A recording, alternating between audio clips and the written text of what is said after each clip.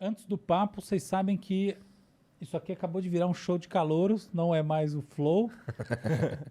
Virou o programa de auditório com Agora sim, É. agora sim. Então vamos lá. Vai. Vamos lá. Olá, Aldo, tudo bem? Meu nome é Bruno. Minha pergunta é simples. Você acha que com o avanço das redes neurais, Deep Learning, GANs, que não são armas, tá, Xará? É outra coisa. A gente vai conseguir simular a consciência humana tal qual a gente conhece? Ou seja, consciência humana, ela é emergente ou é fundamental? Nossa, essa pergunta é magnífica, eu te agradeço muito por Caralho, ela. tirou onda aí o quase Bruno. entendi, na real, eu entendi parcialmente. A pergunta, eu vou colocar ela numa base absolutamente trivial. Boa. Até que ponto existe algo de especial, de específico, de único na consciência humana em relação à inteligência de máquina? Essa é a grande pergunta. E essa é uma pergunta poderosa porque ela parte de quase que um caô. O Bruno sabe das coisas. E o caô é o seguinte, de que a gente entende o cérebro humano. E então, para poder responder isso, eu tenho que passar por um certo um roteiro de entendimento. Só que esse roteiro vai ser, por definição, limitado, porque a gente não conhece exatamente como, ou melhor, não é que a gente não conhece, a gente tem teorias divergentes, teoria é a palavra feia, né? Mas é isso, visões diferentes sobre como essa tal consciência emerge. Então, primeiro, para começar, que raios é consciência? Consciência pode ser duas coisas. Eu tomo consciência de algo. Olha para esse copo. Tomada de consciência. Eu estou aqui operando nesse universo espacial, meu carro está lá fora. Eu penso nele, eu tomei consciência sobre ele. O carro não deixou de existir no meu campo existencial, no sentido que existia uma disponibilidade do carro na minha mente. Mas ele não estava no campo de representação sequer indireta. Então tem coisas que estão no campo de representação indireta. Eu estou falando, por exemplo, sobre esse copo, eu sei que tem a garrafa. Começou a baixar o copo, eu sei que eu posso pegar na garrafa. O carro não, ele está fora do campo de significação. Quando ele entra no campo de significação, a consciência, a gente tem uma tomada de consciência, e essa tomada de consciência tem a ver com atenção. Percebe? Tem muito a ver com entrar num campo de atenção. Só que não é a mesma coisa que atenção, porque a atenção tem a ver com diretividade do seu investimento energético. A tomada de consciência, às vezes, ela vem numa periferia do seu campo de interesse principal, tá? O objeto sobre o qual recai a consciência num determinado momento que você quer listar. Percebe algo sem querer, é isso? Falou tudo. Percebe algo de soslaio, percebe algo no contexto de outras coisas, etc e tal. Mas tem a ver com atenção. Existe uma outra forma de consciência que é a seguinte. Fecha os olhos. Vamos fechar os olhos. Pensa assim, quem sou eu? Agora pensa o seguinte. O que eu sinto? Abre os olhos. Isso que você tem, que é uma espécie de assinatura de si mesmo, é a consciência de si mesmo ou consciência fenomenológica. A consciência fenomenológica é uma constante. Como é que a gente sabe que ela é uma constante? Ué, você toma umas bebidinhas a mais e você vê que tem uma coisa alterada no seu jeito de se sentir. Certo? Então são duas consciências diferentes. Qual que é a lógica da consciência? A consciência fenomenológica, ela é alterada, se fosse assim, o seu default, que justamente vai permitir você perceber o quanto uma coisa é mais relevante, menos relevante, porque muda alguma coisa em você. Muda suas sensações, suas emoções e tudo mais, tá bom? Então, beleza. Então, essa é a consciência. Dois registros que andam juntos. Um de base que está quase sempre com você, o outro que, tchumba, serve para você tomar consciência das coisas. Que é você tomando consciência, não são as coisas. Legal. Essa consciência, como é que ela está estruturada? Existem algumas teorias. Eu vou diretamente no ponto que interessa na minha visão. O cérebro, a gente pode olhar ele da seguinte maneira. A gente tem várias áreas, tá? E várias maneiras de dividir. Então, por exemplo, vamos pensar assim, eu tenho aqui o cérebro, eu tenho aqui o cerebelo, eu tenho aqui o tronco encefálico, tá bom? Eu tenho dentro do cérebro, eu tenho telencéfalo e eu tenho diencéfalo. O que é diencéfalo? Eu tenho um núcleo chamado tálamo, chegam várias conexões lá. Eu tenho, tá, ele tem um sentido no sono, num monte de coisa. Eu tenho o hipotálamo, tem sentido endocrinológico, mas um monte de coisa. Tira isso do assunto. Aí eu tenho o tal do telencéfalo. Então, o que eu tenho no telencéfalo? Eu tenho os córtices cerebrais, tá? Então, eu tenho o hemisfério esquerdo, o direito, eles estão ligados para um negócio chamado corpo caloso. Eu posso dividir assim. Eu tenho lobo frontal, parietal, temporal, occipital, tem um monte de coisa. E aí eu tenho toda a estrutura do cérebro. Eu vou descendo no plano das células, tá? Dos neurônios. Tem uma série de neurônios. Eu tenho neurônio típico, eu tenho neurônio motor, do interneurônio, então não sei o que. Eu posso dividir os neurônios fisiologicamente, célula piramidal, extrapiramidal, um monte de coisa assim. Eu tenho as células que apoiam oligodendrócitos, astrócitos, o que você imaginar. Então, eu estou sempre olhando para um raio de um troço que, no fundo, é a carne do cérebro. Mas como a Patricia Churchland, que é uma filósofa maravilhosa, falou, a carne não tem consciência. Então, o grande ponto é, a gente na neurociência está muito olhando essa carne, mas pouco olhando como é que a emergência dessas duas coisas, que são você mesmo ou a coisa que você percebe, acontecem. E hoje em dia a gente começa a ter alguns avanços. Então, por exemplo, qual que é um avanço? Como é que você toma consciência de alguma coisa? Você está escrutinizando o ambiente, ok? Então, você tem movimentos que a gente chama de microsacádicos, tá? Você está aí processando coisas. O seu cérebro, as colunas... Imagina que você tem assim... Vou simplificar o negócio. Mas você tem um monte de tubinho, tá bom? A gente chama isso de colunas corticais. Tem um monte de tubinho. Não é nada disso, os neurocientistas em casa, mas não importa. Tudo bem. Pra gente entender, né? Isso aí. Os tubinhos, eles são tubinhos que você pode usar para mandar uma bolinha. Beleza? Quando eu reconheço alguma coisa que tem relevância, imagina que eu mando uma bolinha com força para baixo. Então, como é que eu faço? Quando eu estou escrutinizando o ambiente, as diferentes áreas que estão sendo sensibilizadas, elas estão mandando bolinhas para baixo. O que elas estão fazendo na prática? Elas estão dando a sua opinião, por assim dizer, sem intencionalidade nenhuma, sobre a relevância, ok? Então, como é que você toma consciência das coisas? Determinado elemento no ambiente recebeu muitas bolinhas para baixo. Alguém fala... Na prática, o que é isso? Votação.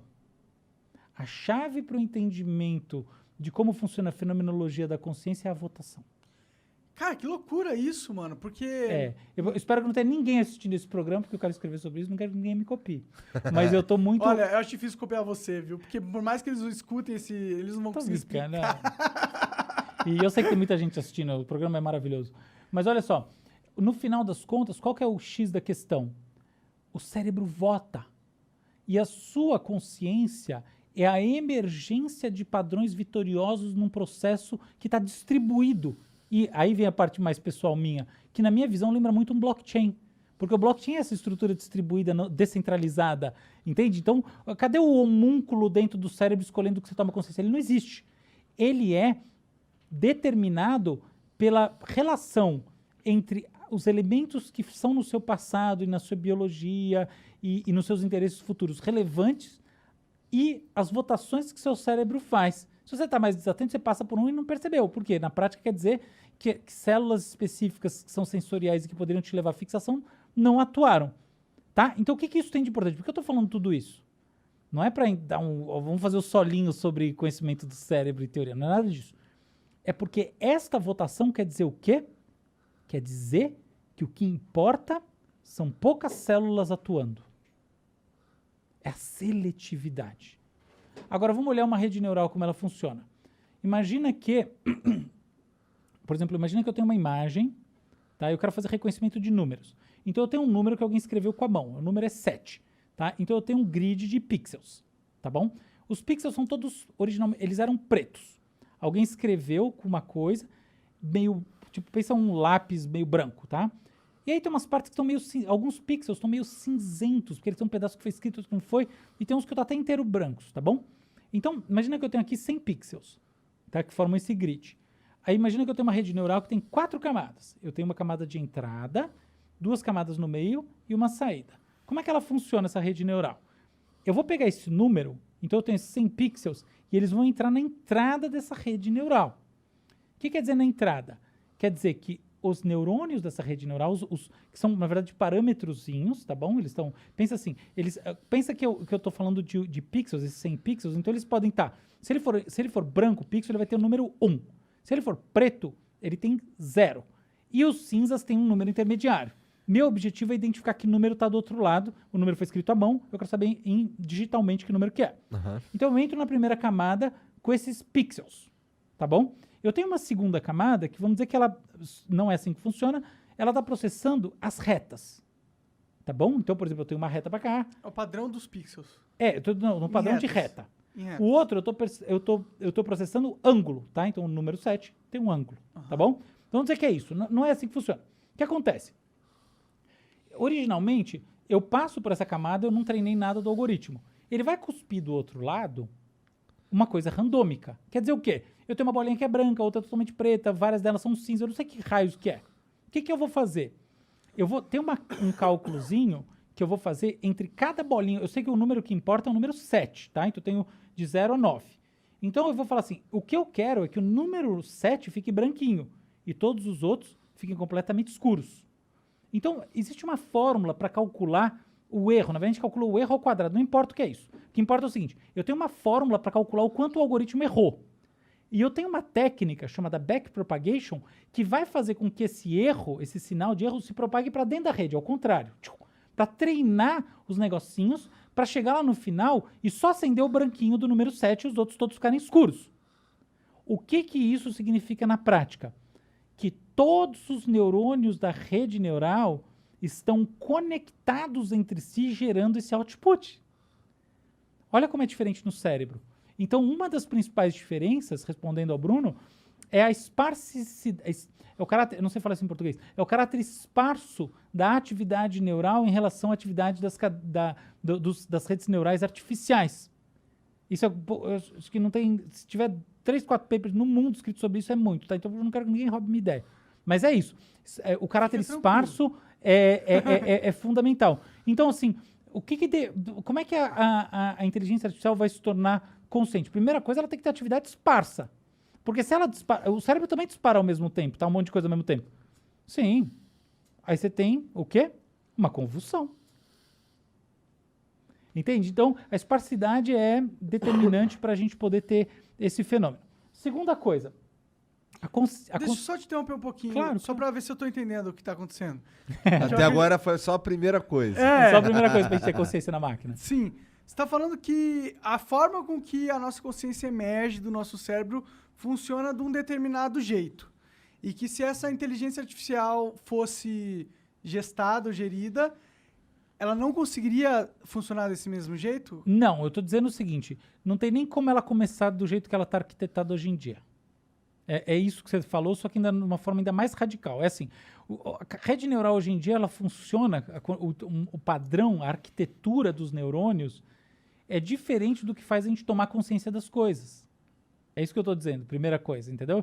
Tem uma coisa que você falou, é que quando a gente está tomando consciência das coisas, nosso cérebro dá vários inputs. Isso. Tem as partes brancas, as partes pretas e as partes cinzas. Né? O que difere um pouco de um computador normal que a gente está acostumado. O computador ele tem inputs de 0 e 1, ele não tem inputs cinzas, né? Ele não consegue gerar essa complexidade de dados. Né? E é uma coisa que talvez impeça inteligências artificiais atuais de terem um comportamento igual ao que acontece no cérebro humano, porque eles não têm as mesmas ferramentas. O que pode mudar, eu não sei, com a computação quântica. Porque ela permite que esses dados eles tenham mais do que 2 estados. Né? Isso que você está falando é muito legal, muito verdadeiro. Acho que é um assunto que merece discussão e mesmo. Tá? Eu acho que a gente pode falar um pouco sobre computação quântica e você tem razão.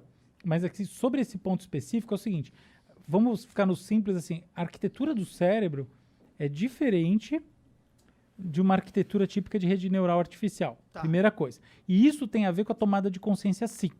Esse é o primeiro ponto. O segundo ponto, quando você toma consciência de alguma coisa, isso que você tomou consciência se traduz por um modelo de mundo. Tá? Então, você tem a capacidade de representar na sua cabeça, inclusive imaginar como as coisas seriam se não fossem como são. Quer um exemplo? Como é que seria essa mesa sem essas 2 garrafas? Eu consigo fechar os olhos e imaginar ela sem as garrafas. Isso significa que você tem uma representação e você mexeu elementos dessa representação. Esses elementos dessa representação, eles estão dentro da sua cabeça representados especificamente. Nesse modelo da rede neural que eu falei, está tudo distribuído. Então eu não tenho esse elemento especificamente para poder tirar e pôr. Então existe uma segunda diferença entre uma rede neural artificial e o cérebro humano do ponto de vista da consciência, que é essa capacidade de ter um modelo de mundo e justamente operacionalizar os elementos do modelo de mundo. Então tem duas diferenças já. A gente tem a capacidade de simular um mundo dentro da nossa cabeça. Isso. O cérebro é um grande simulador. Qual é a função do cérebro? A gente, agora, no nosso fractal.